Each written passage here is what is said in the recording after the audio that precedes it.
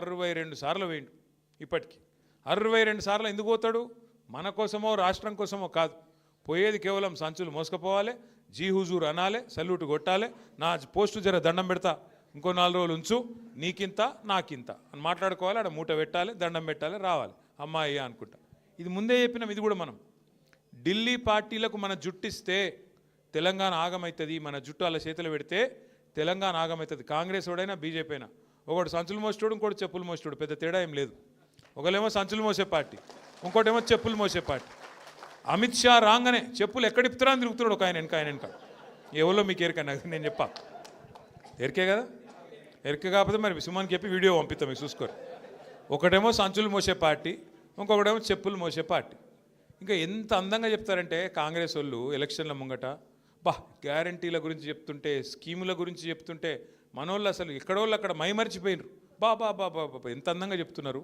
ఇన్ని వస్తాయా విద్యా భరోసా కార్డు ఇస్తాం మీ పిల్లగానికి ఇక ఫీజు రీయింబర్స్మెంట్ బాధనే లేదు ఒక్కొక్కరికి 5 లక్షల కార్డు మీ చేతుల్లోనే ఉంటుంది ఫీజు గురించి డోకలేదన్నారు ఇలా ఫీజు రీయింబర్స్మెంటే 12,500 కోట్లు బాకీ పడ్డారు కాలేజీలు మూతపడే పరిస్థితి వచ్చింది ఈరోజు కథ అది వాస్తవం ఇది నా విజ్ఞప్తి దయచేసి మీ అందరితోని సరే ఇంకా నాకు తెలుసు 3 ఏళ్ళు ఇంకా ప్రభుత్వం ఉన్నది అలా ఆఖరి సంవత్సరం ఎలక్షన్ అనుకోండి ఉన్నది 2 ఏళ్ళే మరి ఇలా రాజిరెడ్డి గారు వారితో పాటు మీరందరూ కూడా నిర్ణయం తీసుకున్నారు ఇక ఈ కాంగ్రెస్ పార్టీతో అయ్యేది లేదు పోయేది లేదు ఊదు గాలది పీరి లేవది వీళ్ళని నమ్ముకుంటే కుక్కతోక పట్టుకుని గోదావరి ఇదినట్టే సప్పుడేక మళ్ళీ కేసీఆర్తో పోదామని చెప్పి మీరందరూ వచ్చినారు మీ అందరికీ స్వాగతం సుస్వాగతం అయితే ఒక్క ముఖ్యమైన మాట మీరు కోల్ బెల్ట్ నుంచి వచ్చిండ్రు కోల్ బెల్ట్ నుంచి వచ్చిన మీకు ఈ విషయం ముఖ్యంగా చెప్పాలి కాంగ్రెస్ వాళ్ళు ఎలక్షన్ల ముందేమో స్కీములు అన్నారు ఇలా చేస్తున్నది మాత్రం మొత్తం స్కాములే ఆ స్కామ్లో నిన్న పెద్ద స్కామ్ బయటపడ్డది మీరు చూసే ఉంటారు సింగరేణిలో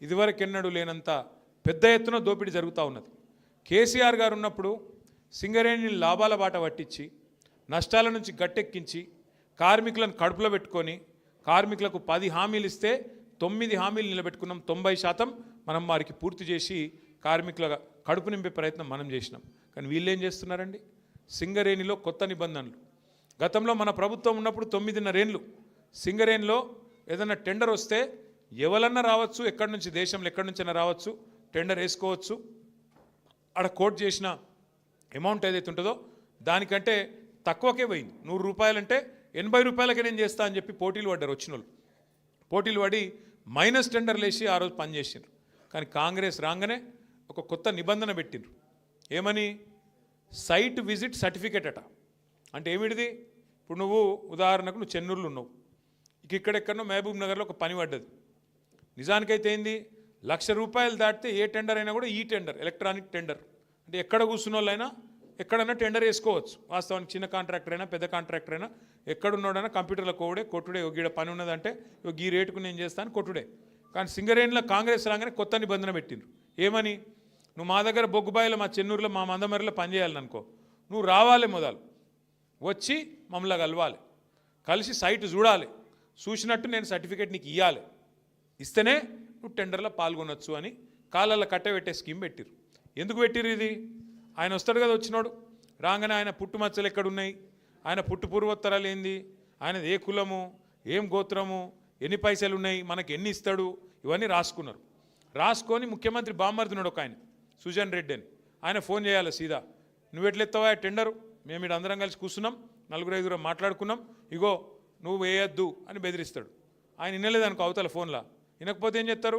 సింగరేణి నువ్వు వచ్చినట్టు అసలు సర్టిఫికేట్ అయ్యాడు నువ్వు సైట్ మీదకి వచ్చినట్టు సర్టిఫికేట్ అయ్యాడు సర్టిఫికేట్ లేకపోతే ఇక ముంగటి కాళ్ళకి అడ్డం పెట్టినట్టే కదా పోనే రాదు ముంగటికి నువ్వు బటన్ ఒత్తరాదు టెండర్ వేయరాదు గట్ల పెట్టి ఇదివరకు మైనస్లో పోయే టెండర్లను ఇవాళ వీళ్ళు ఒక్కొక్క టెండర్ను 6,000 కోట్లను మంచిగా పుట్నాలు బఠానీలు వంచుకున్నట్టు తలా ఒకటి అందులో ఫస్ట్ మొదటి కాంట్రాక్ట్ వచ్చిందే ముఖ్యమంత్రి బామ్మర్ది సుజన్ రెడ్డి గారి కంపెనీకి 250 కోట్లు వాళ్ళు తీసుకున్నారు అట్లా వరుసగా గత 2 సంవత్సరాలుగా ఎన్నికల ముందు స్కీములు ఇప్పుడు స్కాములు అన్నట్టు సింగరేణిని కొల్లగొడుతున్నది కాంగ్రెస్ ప్రభుత్వం ఇదంతా బయటకు ఎట్లా వచ్చిందంటే మనం బయట పెట్టలే మీడియా బయట పెట్టలే వాళ్ళ వాటాల కోసం తనుకొని ఆయన దొంగలు నిన్న బయటపడ్డారు ఎట్లా బయటపడ్డారు ఏమైందట అంటే అక్కడెక్కడో ఒరిస్సాలో ఏదో బ్లాక్ ఉందట కోల్ బ్లాక్ ఆ బ్లాక్ 9 అట ఆ 9 బ్లాక్ కోసం ముఖ్యమంత్రి ఉప ముఖ్యమంత్రి ఇద్దరు మంచిగా కేకును కోసుకున్నట్టు కోసుకున్నారట కోసుకుంటే ఇంకో మూడో మంత్రి ఆయన పేరైంది వెంకటరెడ్డి. వెంకటరెడ్డి వచ్చి అగో మీ ఇద్దరే తింటారా కేకు, నాకు కూడా ఒక ముఖ్యరా అని వెంకటరెడ్డి అడిగినాడు. వెంకటరెడ్డి అడిగితే అగో నువ్వెట్లా అడుగుతావా నువ్వు అని చెప్పి ఆయన మీద ఉప ముఖ్యమంత్రి గారికి దగ్గరగా ఉండే ఛానల్లో ఒక స్టోరీ వేసిరు. ఈయన లంగ పనులు చేస్తుండు, దొంగ పనులు చేస్తుండే, ఏదో పనులు చేస్తుండని స్టోరీ వేసిరు. వేసేవరకు ఈయన తెల్లారి ప్రెస్ మీట్ పెట్టి కన్నీరు గార్చి ఓహో ఆహా ఆహా ఓహో నేడిసి ఈయన కూడా రజనీకాంత్ లెవెల్లో యాక్టింగ్ చేసి నన్ను కావాలంటే ఇసమిచ్చి చంపుర్రి కానీ ఇట్లా చేయకుండ్రి నేను చాలా మంచోన్ని అని ఈయన యాక్టింగ్ చేసిండు. చేసే వరకు ముఖ్యమంత్రి ఏం చూసిండు, ఓ ఒక్క దెబ్బకు 2 పిట్టలు దొరికేటట్టున్నాయి ఇలా అని చెప్పి ఇంకొక పేపర్ ఆయనకు చెప్పి వీళ్ళిద్దరి మీద రాపిచ్చిండు. రాపిచ్చే వరకు ఉప ముఖ్యమంత్రికి మండింది. అగో ఇట్లా చేస్తారు నన్ను, ఇంత మాట అంటావా, నన్ను నేను దోపిడీ చేస్తా అంటున్నావా, నువ్వు దోసుకుంటుందంతా నువ్వు నీ కుటుంబం నీ అన్నదమ్ములు మమ్మల్ని అంటావా అని చెప్పి ఆయన ఉప ముఖ్యమంత్రి తెల్లారి రద్దు చేసి పారేసి. రద్దు చేసినాక ఏమైంది, మన నాయకుడు హరీష్ రావు గారు ఆయన ప్రెస్ మీట్ పెట్టిండు. అరే ఇది ఒకటే ఎట్లా రద్దు చేస్తావురా భయ్, మరి అన్ని ఇవన్నీ ఉన్నాయి ఇవన్నీ కూడా రద్దు చేయని పెట్టిండు సింగరేణిలో. ఇప్పుడు ఇక కుడితిలో వాడు ఎలక లెక్క కొట్టుకుంటారు ఎక్కడోడు అక్కడ. ఒకటి స్విట్జర్లాండ్ వీకిండు, ఇంకోటి అటేటో వేయండు, ఇంకోటి ఇటేటో వేయండు, కానీ ఎవ్వడు తేలుగుట్టిన దొంగలేలు ఒక్కడు మాట్లాడతలేడు నిన్నటి నుంచి. ఏంద్రాబాయ్ అంటే ఇక డైవర్షన్ గేమ్ ఆడాలి. అక్కడ అట్లా మాట్లాడగానే దొరికిరుగా దొంగలు, ఇక వెంటనే నోటీస్ నడు హరీష్ రావు నువ్వు పోలీసుల ముంగట కూర్చో. దేనికి రాబాయ్ కూర్చున్నాడంటే 2 ఏళ్ళకి అదేదో కార్తీక దీపం సీరియల్ ఉంటుంది దాని లెక్క నడుతుంది కథ. అది ఒడవది తెగది రోజు ఒకటే కథ ధారావాహిక. ఫోన్ ట్యాపింగు ఏం ట్యాపింగు, ఎవంది ట్యాపింగు, ఎక్కడ ట్యాపింగ్, ఏం ట్యాపింగు. రేవంత్ రెడ్డి అనే లుచ్చగాడు గతంలో మన ఎమ్మెల్యేలను కొన్నప్పుడు కాదు ఆయన తిట్టాలని తిడతలే నేను. ఇప్పుడు నువ్వు లుచ్చ పని చేస్తే లుచ్చగాడే అంటారు. నువ్వు మా ఎమ్మెల్యేలను కొనుక్కుంటా 50 లక్షల రూపాయలతో దొరికిపోయిన దొంగవు. మరి నీ ఫోన్ ఏమన్నా చూసిరేమో, నాకేమెరక ఎవరికేమెరక, మంత్రులకు. పోలీసు వాళ్ళ పని పోలీసు వాళ్ళు చేస్తారు, దొంగలు నోటు పట్టుకుంటాడే పోలీసు వాళ్ళు చేస్తే పని వాళ్ళు చేస్తారు. మధ్యలో మాకేం సంబంధం, ఎవరికి సంబంధం. లుచ్చ పని చేస్తే పట్టుకొని లోపలెత్తారా ఎరా. మరి అదేదో పెద్ద స్వాతంత్ర పోరాటానికి పోయినట్టు నన్ను జైల్లో దోమలు గుర్తుండే ఎరికేనా అని మాకు అసెంబ్లీలో చెప్తుంది. మరి జైల్లో దోమలు కాకపోతే ఏముంటాయి, దోమలు బల్లులు ఉంటాయి. ఈయనకు దోమలు బల్లులు కాదు, ఈయనకు తొండల పిచ్చున్నది బాగా. నా డౌట్ అయితే వీళ్ళ నాయన కూడా చిన్నప్పుడు వీళ్ళ తమ్మునికి ఏమో కొండలరెడ్డి అని పెట్టిండు, వీని పేరు తొండలరెడ్డి అని పెట్టిండు. అందుకే మీరు చూడుర్రి మాట్లాడితే అరే నువ్వు గవర్నమెంట్లో ప్రభుత్వాధినేతవు ముఖ్యమంత్రివి పని చేయరా అయ్యా అంటే నీ లాగుల తొండలు ఇడుస్తా. నువ్వు గట్టిగా అడిగినావు ఏమైనా నెలకు 2,500 ఏడవా నీ మహిళలకు ఇస్తా అంటివి కదా, ఆడోళ్ళకి ఇస్తా అంటివి కదా అంటే నీ గుడ్లు వీకి గోటిలాడతా.